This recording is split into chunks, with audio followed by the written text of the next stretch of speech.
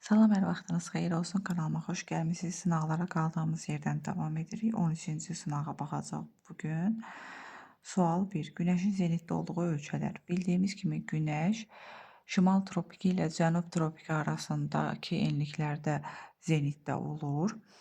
Buna görə də şimal tropikindən yuxarıda yerləşən ölkələrdə və eyni zamanda cənub tropikindən aşağıda yerləşən ölkələrdə Günəş zenitdə olmur. A variantına baxırıq. Braziliya, bəli, Braziliyada zenitdə olur.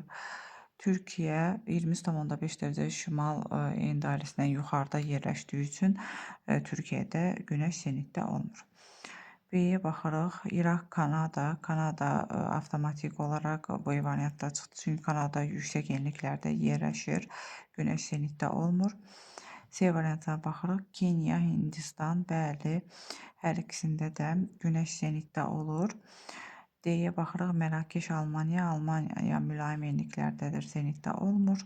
Y variantında Peruda zenitdə olur, lakin Yaponiya yenə yuxarı enliklərdədir. Buna görə Yaponiyada da zenitdə olmur. Birinci cavabı C variantıdır. Kenya, Hindistan. Sual 2. Xəritə sxemə əsasən fiziki aşınma prosesinin fəal olduğu əraziləri müəyyən edin. Fiziki aşınma bildiyimiz kimi sutkalıq temperatur amplitudasının böyük olduğu ərazilərdə baş verir. İndi gəlin baxaq. Birdə bəli, fiziki aşınma prosesi intensivdir. 2-yə baxırıq. 2-də də həmçinin Ceylançıl alçaq dağlıqdır bu arada. 2 burada da fiziki aşınma üstündür. 5 Naxçıvanın Arazboyu düzənlikləri, həmçinin bu ərazidə də fiziki aşınma prosesi güclüdür. Deməli variantlar oldu 1, 2, 5, Y variantı. Doğru cavab Y variantı. Üçüncü suala baxırıq. Sxemdə təsvir olunmuş çökəkliyin dərinliyini hesablayan kəsmə yüksəklik 150 metrdir. Deməli, biz kəsmə yüksəkliyi biliriksə, daxili horizontalın qiymətini tapa bilərik. Daxili horizontalın qiyməti 150-yə bölünən 850 metrdən böyük olan ilk ədəd olmalıdır. Niyə böyük? Çünki bizdə baxırıq, belgi ştrixlər daxilə doğru çəkilib. Belgi ştrixlər daxilə doğru çəkilibsə, deməli bu çökəklikdir. Çökəklik olduğu üçün bu daxili horizontalın qiyməti bu nöqtənin hündürlüyündən böyük olmalıdır. Yəni ona görə 850-dən böyük 150-yə bölünən ilk ədəd 900-dür. Bura oldu 900. Daxili horizontalın qiyməti oldu 900. Bu horizontalın qiyməti olacaq 1050. Kənar horizontalın qiyməti olacaq 1200. Bizdən də çökəkliyin dərinliyi soruşur. Kənar horizontalın qiymətini artıq bilirik 1200-dür. 1200-dən 850-ni çıxsaq, çökəkliyin dərinliyini tapmış olarıq. Deməli, 1200-dən 850-nin çıxanda da 350 edəcək. Cavab C variantı. Üçün cavabı C variantıdır. Sual 4. Aid olduğu materikin ucqar şimal nöqtəsinin yerləşdiyi ölkələri müvafiq olaraq müəyyən edin. A variantına baxırıq. Kanada, Şimali Amerika materikində yerləşir. Bəli, Şimali Amerikanın ucqar nöqtəsi Kanadada yerləşir. Murchison burnudur Şimali Amerikanın ucqar şimal nöqtəsi və Kanada ölkəsinin ərazisindədir. Bəli. Tunis Afrikanın şimal ucqar nöqtəsi Rasengela və ya Bensika burnu və ya Ələbiyyat burnu hər üçündə doğrudur. Tunis ölkəsinin ərazisinə düşür. Bəli, bu da düzdür. Rusiya Avrasiya materikində yerləşir və Avrasiyanın ən ucqar şimal nöqtəsi olan Çelyuskin burnu da Rusiya ölkəsinin ərazisindədir. Bəli. Kolumbiya Cənubi Amerika materikində yerləşir və Cənubi Amerikanın ucqar şimal nöqtəsi Qalinyas Kolumbiya ölkəsinin ərazisinə düşür. Yəni A variantı bizim doğru cavabımızdır. 4-də A variantı. 5-ci suala keçirik. Respublikamızda hava limanlarının fəaliyyət göstərdiyi şəhərlər. Balakəndə fəaliyyət göstərmir. Bakı və Gəncədə fəaliyyət göstərir, lakin Balakəndə fəaliyyət göstərmir hava limanı. B variantına baxırıq. Qəbələdə bəli, hava limanı var, fəaliyyət göstərir. Lənkəranda həmçinin fəaliyyət göstərir. Füzulidə də həmçinin fəaliyyət göstərir. Variantımız B variantıdır. C-yə baxırıq. Yevlaxda fəaliyyət göstərmir. Naftalanda həmçinin fəaliyyət göstərmir. Xankəndində də həmçinin fəaliyyət göstərmir. Qaxda fəaliyyət göstərmir. Naxçıvanda var, fəaliyyət göstərir. Zəngilanda da həmçinin fəaliyyət göstərir. Burada qax variantı pozur. Y variantına baxırıq. Laçında hal-hazırda tikilir. Bu il açılacaq, yəni bu il fəaliyyət göstərəcək hava limanı, lakin hal-hazırda fəaliyyət göstərmir. Sonra Qazaxda fəaliyyət göstərmir, Kəlbəcərdə də həmçinin fəaliyyət göstərmir. Bizim doğru cavabımız B variantıdır. Qəbələ, Lənkəran, Füzuli. Keçdik 6-cı suala. Hindiçin yarımadası üçün səciyyəvi olan xüsusiyyətləri müəyyən edin. Şərq sahilləri Hind okeanı suları ilə yuyulur. Xeyr, şərq sahilləri yox, qərb sahilləri Hind okeanı suları ilə yuyulur. Bir səhv cavabdır. 2. Ərazisində qalay Wolfram qurşağı yerləşir. Bəli, qalay Wolfram qurşağı yerləşir. 2. Düzgün cavabdır. 3. Yağıntılı mövsüm ilin soyuq dövrünə təsadüf edir. Xeyr. Hindiçin yarımadası subekvatorial iqlim qurşağında yerləşir. Subekvatorial iqlim qurşağında yayda ekvatorial hava kütləsi hakim olduğu üçün yağıntılı dövr yay ayına təsadüf edir. Yəni qış ayına təsadüf etmir. 3 səhv cavabdır. 4-ə baxırıq. Savanna və seyrək meşələr təbii zonası yayılmışdır. Bəli, doğru cavabdır. Subekvatorial iqlim qurşağında yerləşir və savanna və seyrək meşələr zonası yayılıb. 5. Mekong düzənliyində çəltik əkini sahələri üstünlük təşkil edir. Bəli, bu da doğru cavabdır. Burada yerləşən bütün ölkələrin iqtisadi inkişaf səviyyəsi yüksəkdir. Xeyr, bu səhv cavabdır. Deməli, bizim doğru cavablarımız 2, 4 və 5 Y variantıdır. 7-yə baxırıq. Ölkənin ixrac etdiyi məhsulun dəyəri 45 milyard ABŞ dolları, ixal etdiyi məhsulun dəyəri isə ixrac etdiyi məhsulun dəyərinin 60%-ni təşkil edir. Bu ölkənin xarici ticarət dövriyyəsini hesablayın. Gəlin hesablayaq. Biz ixrac etdiyi məhsulun dəyərini bilirik, 45 milyard. Lakin ixal etdiyi məhsulun dəyərini bilmirik, onu hesablayacaq. Deməli, ixal etdiyi məhsulun dəyəri ixracın 60%-nə bərabərdir. Yəni, 45-in 60%-ni tapacaq. 45-in 60%-ni tapmaq üçün nə edirik? 45-i vururuq %60-a. %60-a. O da bərabərdir. Mən birbaşa cavabı yazacağam. Vaxt getməsin 27.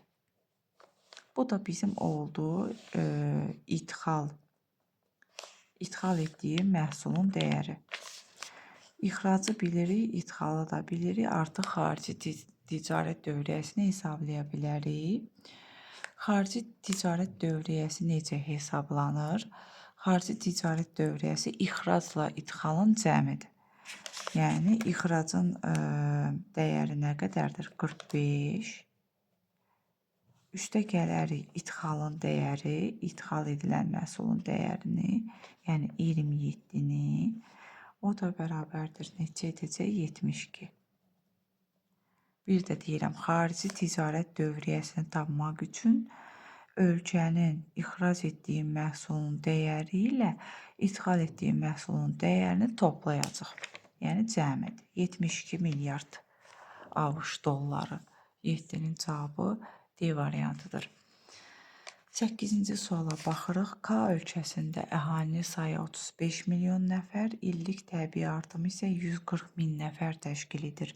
Bu ölkədə 1000 nəfərə düşən təbii artımı hesablayın və onunla eyni təbii artım tipinə malik olan ölkələri xəritə sxemi əsasən müəyyən edin. Deməli, 35 milyona 140 min nəfər təbii artım olub. Gəlin bunu hesablayaq. 35 milyona 140 min nəfər. 1000 nəfərə düşən təbii artımı tapmalıyıq. Tənasüb yolu ilə həll edəcəyik.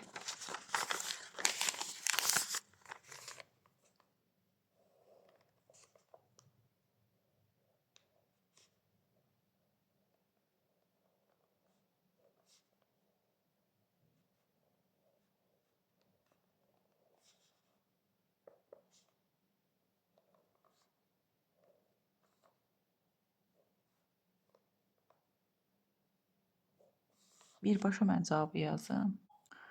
Cavab 4. Deməli 1000 nəfərə düşən təbii artım 4-dür. Və təbii artım deməli azdır. 12-dən aşağı olanda təbii artım az olmuş olur. Bu da inkişaf etmiş ölkələr üçün səciyyəvidir. İndi baxırıq variantlara.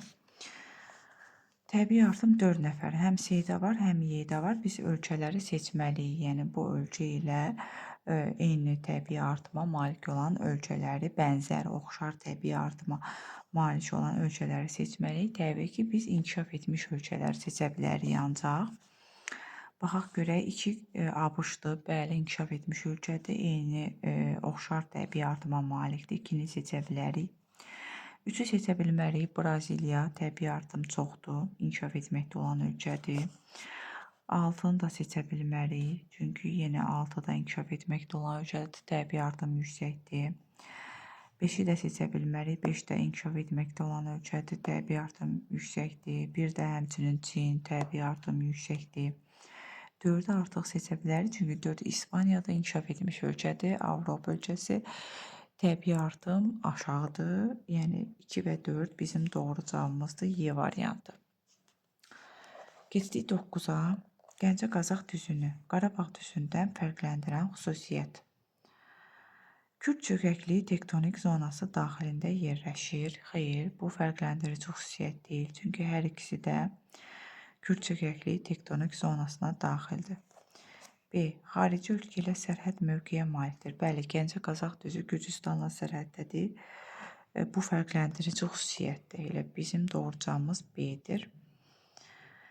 S-yə baxırıq. Ərazisindən axan çaylar gətirmə konuslarına malikdir. Bu da fərqləndirici xüsusiyyət deyil, hər ikisinə aiddir. 4-cü dövrün çökmə suxurları hər ikisində yayılıb, suvarma əkinçiliyi hər ikisində inkişaf edib.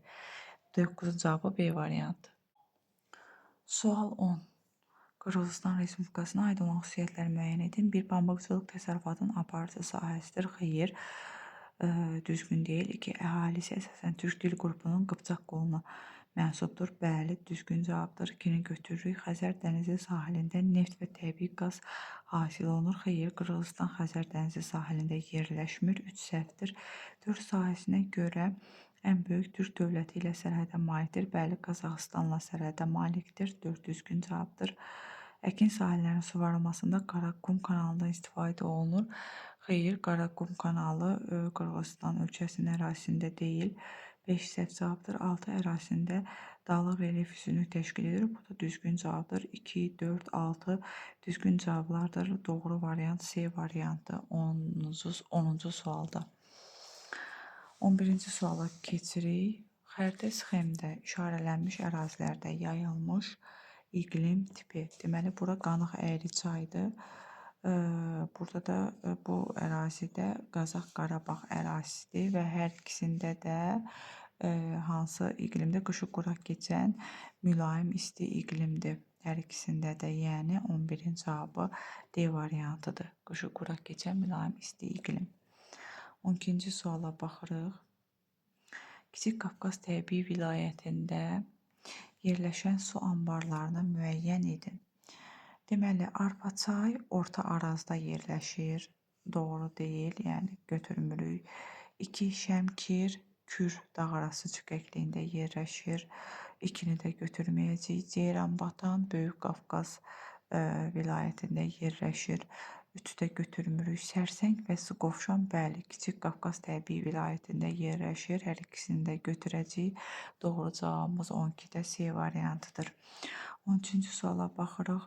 Respublikamızda yaşayan azsaylı xalqların aid olduqları dil ailələrini müvafiq olaraq müəyyən edin. Gəlin müəyyən edək. Deməli, avarlar. Avarlar Qafqaza aiddir, Qafqaz dil ailəsinə aiddir. Yəni 1-ə 5 aid olmuş olacaq. Yəhudilər Afro-Asiya dil ailəsinə aiddir. 2-yə 1 aid olmuş olacaq.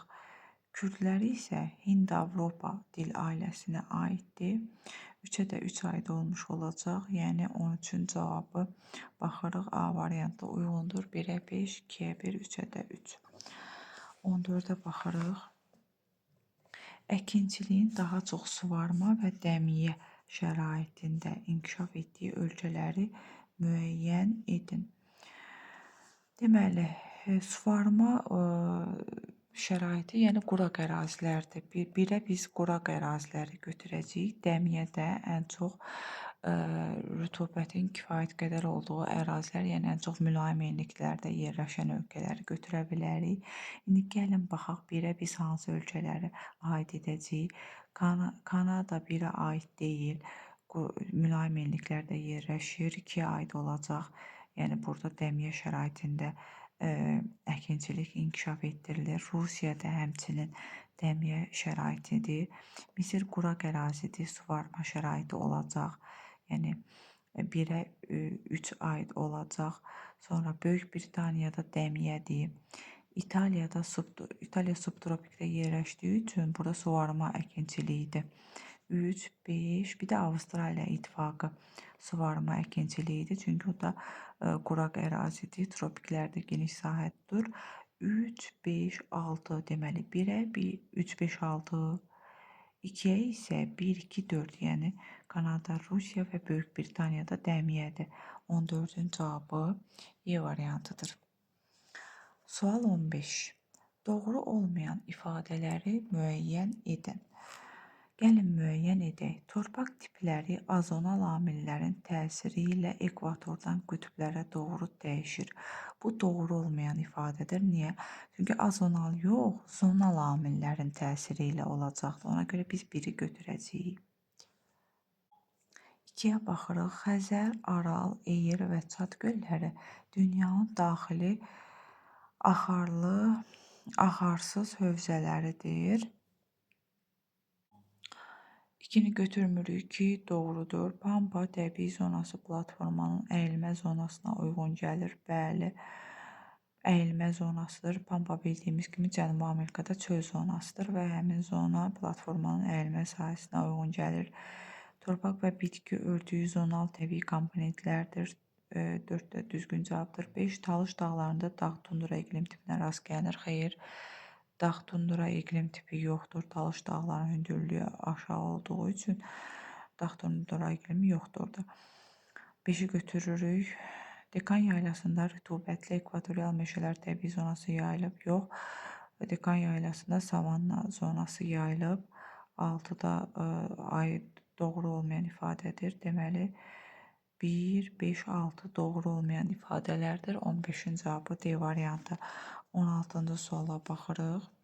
Respublikamızda arıçılığın inkişaf etdirilməsi üçün daha əlverişli imkanlara malik olan ərazini müəyyən edin. Bildiyimiz kimi arıçılıq dağlıq rayonlarında inkişaf edir ən çox. A-ya baxırıq. A. Qanıq Əyriçay vadisi. Xeyr, dağ ətəyi zonadır 16-da. A-nı götürmürük. Şirvan düzü. Xeyr, Ləngəbi silsiləsi də yenə götürmürük. Acınəhor alçaq dağlıqda götürmürük. Qarabağ yaylası, bəli. 16-nın cavabı Y variantıdır. Arıçılıq inkişaf etdirilir burada. Y variantı əlverişli şərait vardır. 17-yə baxırıq. 8-ci saat qurşağının orta meridianından 30 dərəcə şərqdə yerləşən coğrafi uzunluğu üçün səciyyəvi xüsusiyyətləri müəyyən edin. Deməli, 8-ci saat qurşağının orta meridianını tapacağıq ilk öncə. Bunun üçün təbii ki 8-i biz 15-ə vurmalıyıq. Edər 120. Bu 8-ci saat qurşağının orta meridianıdır, yəni 120 dərəcə şərq uzunluğu. Deyir, həmin orta meridiandan 30 dərəcə şərqdə yerləşir. 30 dərəcə şərqə getdiyimiz üçün biz 120-nin üstünə 30 gələcəyik. O da bərabərdir 150 dərəcə şərq uzunluğu. İndi bu uzunluqla bağlı biz ifadələri seçəcəyik, doğru ifadələri. Gəlin baxaq. 1. Şimal, cənub və şərq yarımkürələrində yerləşir. Bəli, 150 dərəcə şərq uzunluğu həm şimal, həm cənub, həm də şərq yarımkürəsində yerləşir. 1-i götürəcəyik. 2. 140 dərəcə şərq uzunluğuna uyğun gəlir. Xeyr, 150 dərəcə şərq uzunluğuna uyğun gəlir. 2-ni götürmürük. 3. Yerli vaxtı Bakı şəhərinin yerli vaxtından irəlidir. Bəli, Bakı yerləşir 50 dərəcə şərq uzunluğunda. Həmin məntəqə yerləşir 150 dərəcə şərq uzunluğunda. Təbii ki, Bakıdan şərqdə olduğu üçün saatda irəlidədir, düzdür. 1, 3, 4 Sakit Okeanın şərqindən keçir, yox, Sakit Okeanın qərbindən keçir olacaqdır. 4 səhv cavabdır. Yerli vaxtı 11-ci saat qurşağının orta meridianından, yerli vaxtından geridədir. Bəli, 11-ci saat qurşağının orta meridianı 150 dərəcə şərq uzunluğundan şərqdə yerləşir. Ona görə saatda irəlidədir. 5 doğru cavabdır. 6 qərb yarımkürəsində yerləşir. Xeyr, şərq yarımkürəsindədir. Deməli, doğru cavablar hansılar oldu? 1, 3, 5, 17-nin cavabı A variantı. 18-ci suala baxırıq. Cədvələ əsasən doğru sıraları müəyyən edin deyir. Gəlin müəyyən edək. 1. Düzən meşə Talış dağları. Xeyr, düzən meşə Talış dağlarında yayılmayıb, Lənkəran rayonunda yayılıb. 1 səhvdir. 2. Subay çəmənliyi Qazax Qarabağdır deyir. Xeyr, bu da səhvdir. Subay çəmənliyi yüksək dağlıqdadır. 2 də səhvdir. 3-ə baxırıq. Nival, Zaqatala, Lahıc, bəli, Zaqatala, Lahıcda Nival landşaft tipinə rast gəlinir. 3 götürəcəyik. Dağçöl, Qanıq, Əyriçay, xeyr, Dağçöl, Qanıq, Əyriçayda deyil. Qanıq, Əyriçayda düzən meşədir, yəni interazanal landşaftdır. 4 səhvdir, 4-ə götürmürük. Alp çəmənliyi, Qarabağ, bəli. Alp çəmənliyi Qarabağdadır. 5-i də götürürük. 3, 5 variant olaraq 18-ci cavabı B variantıdır. 19-cu suala keçid edirik. Akkumulasiya proseslərinin üstünlük təşkil etdiyi düzənliklər. Yadınızda saxlayın. Akkumulasiya deyirsə, biz ovalıqları seçəcəyik. Dağlıq yaylalarda denudasiya prosesi üstünlük təşkil edir. Ovalıqlara akkumulasiya prosesi üstünlük təşkil edir. İndi gəlin baxaq. A variantında Dekan yayladır. A variantı avtomatik olaraq sıradan çıxır. Çünki Dekan yaylası Efiopiyada həmçinin yayladır. Braziliyada həmçinin yayladır. Üçü də yəni burada denudasiya üstünlük təşkil edir. A variantı səhv cavabdır. B variantına baxırıq. Hindqanq ovallıqdır. Bəli, akkumulyasiya üstünlük təşkil edir. Laplada da həmçinin akkumulyasiya üstünlük təşkil edir. Lakin Meksika dağlıq yayladır. Ona görə variantı pozur. B-ni seçmirik. C-yə baxırıq. Mekong, bəli, Murray, bəli, lakin Gviana dağlıq yayladır. Ona görə variantı pozur. D-yə baxırıq. Orneko ovalığı, Qərbi Sibir ovalığı, Padan ovalığı, bəli. D variantında akkumulyasiya prosesləri üstünlük təşkil edir. D variantı bizim doğru cavabımızdır. Y-yə də baxaq. Mississippi, bəli, Amazon, bəli, lakin Orta Sibir dağlıq yayladır. Denudasiya üstünlük təşkil edir. Y variantı da səhv cavabdır. 19-un doğru cavabı D variantıdır. 20-yə baxırıq. Xəritə sıxıma əsasən müvafiq olaraq alunit, neft və xromit ehtiyatlarına malik olan əraziləri müəyyən edin. Alunit bildiyimiz kimi Daşkəsəndə zəylikdədir, yəni birdədir. Birdə.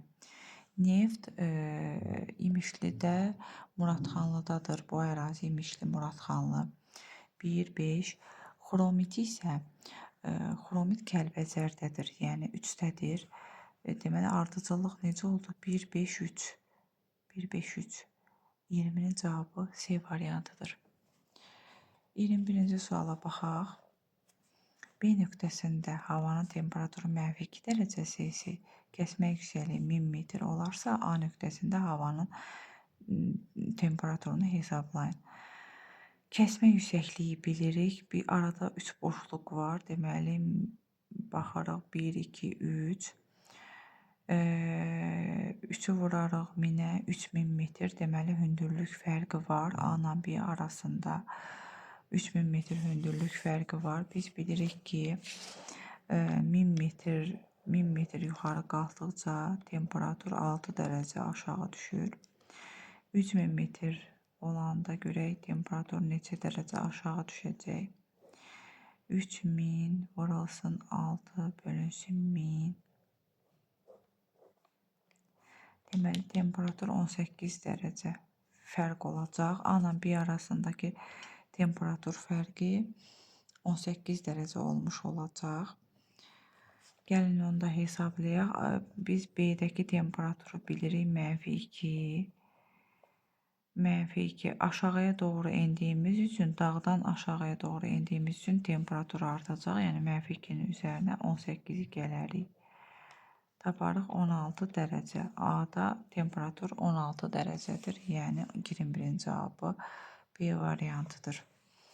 22-ci suala baxırıq. Uyğunluğu müəyyən edin. Divergent, konvergent. Bildiyimiz kimi konvergent toqquşma sahələrdir. Divergent isə aralanma sahələrdir. Gəlin baxaq görək vulkanlardan hansı uyğundur. A variantı Hekla vulkanı İslandiya adasında yerləşir. Bu divergent sahəyə uyğundur. Burada yazacaq 1, 2. A deməli Hekla divergentə getdi. Sonra Pinatubo yerləşir deməli Filippində. Və Filippində toqquşma zonasıdır, yəni konvergent sahədir. B gedəcək 2-yə. Vezuvi İtaliyada vulkandır və toqquşma zonasında yerləşir, yəni konvergentdədir. Bardamburqa divergentdədir.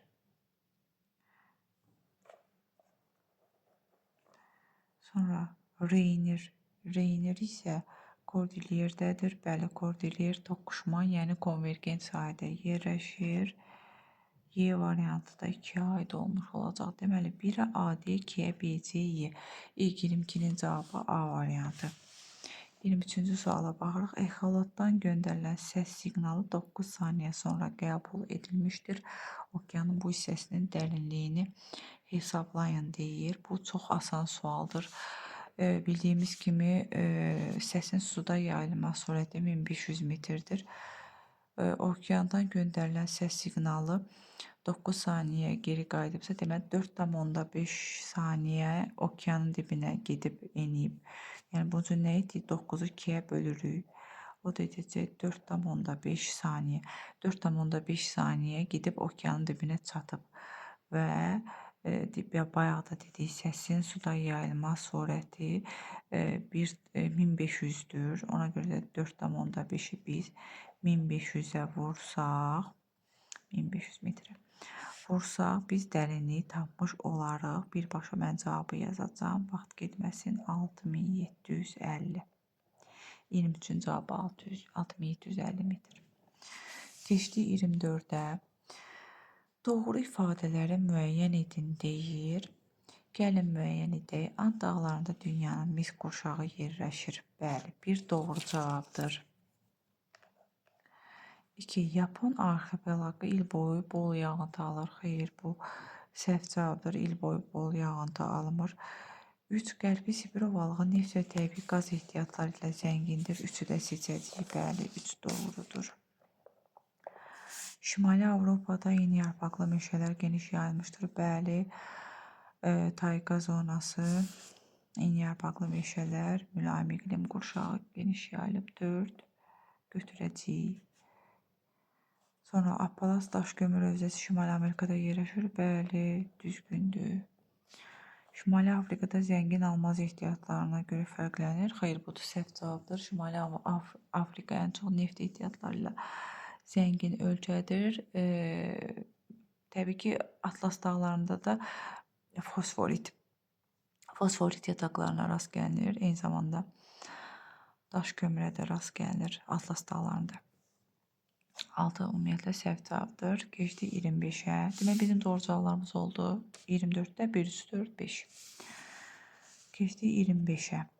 25-də nə deyir? Xəritə sxemaya əsasən 2 və ya daha çox daxili dənizə birbaşa çıxışı olan ölkələri müəyyən edin. Gəlin müəyyən edək. Deməli, baxırıq birə. Bir Böyük Britaniyadır. Şimal dənizinə çıxışı var. Bizdən 2 və ya daha çox deyir. Bir götürmürük. 3-ə baxaq görək. Yox, 3-ü də götürməyəcək. Niyə? Çünki 3 Norveçdir. Norveçdə 2 və ya daha çox daxili dənizə çıxışı olmayan ölkədir.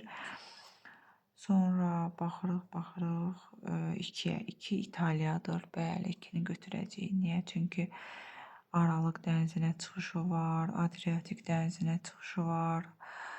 2-ni götürürük, gəlin yazaq. 2. Sonra 5-ə baxırıq. 5 Rusiya ərazisi. Bəli, Rusiya ərazisinin bir neçə daxili dənizə çıxışı var. 5-i götürəcəyik. 6 Türkiyə ərazisidir. Türkiyədə Aralıq dənizinə, Egey dənizi, Mərmərə dənizi, Qara dəniz çoxdur, yəni daha çoxlu daxili dənizlərə çıxışı var ki, 5-6 deməli bizim doğru cavabımızdır. Keçirik 26-ya. İlsu, Qaragöl və Şirvan dövlət təbii qoruqlarının yerləşdiyi inzibati rayonlara müvafiq ardıcıllıqla müəyyən edin deyir. Deməli, İlsu yerləşir Qaxda. Qaragöl yerləşir Laçında. Şirvan isə yerləşir Salyanda. Deməli, ardıcıllıq necə oldu? Qax, Laçın, Salyan. Yəni 3, 6, 2 ardıcıllıq oldu. 27-yə baxırıq. Uyğunluğu müəyyən edin deyir. Müəyyən edək. Gəncə Daşkəsən, Qarabağ və Quba Xaçmazdan danışır. Aya baxırıq. Neft və təbii qaz hasilatı həyata keçirilir. Bu Quba Xaçmaza aiddir. Sahəsinə görə ən böyük iqtisadi rayondur deyir. Bu Qarabağ rayonudur. 2 xarici ölkə ilə sərhəddir. Bu Gəncə Daşkəsəndir. Zəfər yolu çəkilmişdir. Bu Qarabağdır. Tərəvəzçilik və tumlu meyvəçilik üzrə ixtisaslaşan isə Quba Xaçmazdır. Deməli, 1-ə C aid oldu, 2-yə B-dir, 3-ə isə A və Y. Keçdik situasiya tipli tapşırıqlara. Deməli, fərqli mövsümlərdə təsvir edilmiş təbii zona bir çox ot yeyən və yırtıcı heyvanların məskənidir. Bununla yanaşı bu təbii zona insanlar tərəfindən ən çox mənimsənilmiş ərazilərdən biridir. Rütubətli mövsüm, bir də quraq mövsüm var. Bu hansı zonadır artıq bilirik. Bu savanna təbii zonasıdır. Savanna təbii zonası subekvatorial iqlim qurşağında yerləşir və subekvatorial iqlim qurşağında yayda ekvatorial hava kütləsi hakim olduğu üçün yayı rütubətlidir. Qışda tropik hava kütləsi hakim olduğu üçün qışda quraqlıq baş verir. İndi gəlin baxaq görək suallarda nə deyir. 28. Verilənlərə əsasən təbii zonanı və onun yayıldığı materikləri müəyyən edib yazın. Artıq bayaq dedik, bu zona təbii ki, savanna və seyrək meşələr zonasıdır. Savanna və seyrək meşələr zonası Avrasiyada yayılıb, Afrikada yayılıb, Avstraliyada yayılıb, Şimali Amerika materikində yayılıb, Cənubi Amerika materikində də həmçinin yayılıb. 29-a baxırıq. Verilənlərə əsasən cədvəli tamamlayın. Təbii zonanın yerləşdiyi iqlim qurşaqları. Ən çox subekvatorial iqlim qurşağında yerləşir, lakin tropik və subtropik iqlim qurşaqlarında da həmin bu təbii zonaya rast gəlinir. Yəni cavab yazacağıq subekvatorial, tropik və subtropik. Əraziyə daxil olan hava kütlələri bayaq dedik, ekvatorial və tropik hava kütlələri hakim olur. Ona görə də yay rütubətli, qış quraqdır. Rütubətli və quraq mövsüm, bayaq dedik bunda, rütubətli mövsüm yay aylarına təsadüf edir. Quraq mövsüm qış aylarına, çünki yayda ekvatorial, qışda tropik hava kütləsi hakimdir. 30-cu suala baxırıq. Təbii və antropogen amillər nəticəsində təbii zonada hansı qlobal problemlər yaranır? Təbii və antropogen amillər, antropogen yəni insanın təsiri ilə. Deməli, təbii amillərə biz deyə bilərik quraqlığı, səhralaşma prosesini, sonra insanın təsiri ilə yaranan problemlərə növ müxtəlifliyinin azalması, yəni biomüxtəlifliyin azalması da, bitkilərin azalmasını, sonra torpaqların eroziyasına misal göstərə bilərik. Belə, bu qədər. 13-cü sınağın da sonuna gəldik. Ümid edirəm bu videolar sizlər üçün faydalı olmuş olur. Əgər faydalı oldusa, bəyən butonuna basmağı unutmayın. Xahiş edirəm kanala da abunə olun ki, videolarımızı daha çox insanlar görsün və daha çox insanlar videolarımızdan faydalansınlar. Hər birinizə uğurlar arzu edirəm. Gələn sınaqlarda görüşmək üzrə.